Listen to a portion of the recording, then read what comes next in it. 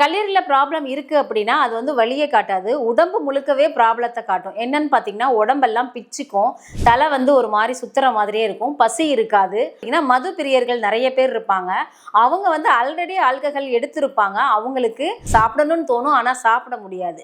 இந்த ப்ராப்ளம்லாம் இருக்குது அப்படின்னா நம்ம கல்லீரலில் ப்ராப்ளம் இருக்குது. கல்லீரலை நாம் கம்பல்சரி செக் பண்ணணும். கண்ணு ரெண்டுமே வந்து பார்த்தீங்கன்னா கருவளையம் இருக்கும், அதே மாதிரி அது வீங்கியும் இருக்கும், கண்ணை சுற்றி வலி இருக்கும், காலில் ரொம்பவே வலிக்கும். இதெல்லாம் இருந்துச்சு அப்படின்னா நமக்கு கிட்னியில் ப்ராப்ளம் இருக்குன்னு அர்த்தம். நம்ம உடம்புல முக்கியமானது குடலில் வந்து சரியில்லை அப்படின்னா மலச்சிக்கல் வந்துடும். இதனால் வயிற்று சம்பந்தமான பிரச்சனைகள் நிறைய நம்ம சந்திக்க நேரிடும். நம்மளுடைய மன அழுத்தங்கள் நிறைய இருந்தால் தான் இந்த குடல் சம்பந்தமான பிரச்சனைகள் வரும். சுடுதண்ணி, லைட்டாக உப்பு, அதை விட கூட எலுமிச்சம்பழம், இதை மூணையும் கலந்து வெதுவெதுப்பான நீரில் குடிச்சிருங்க.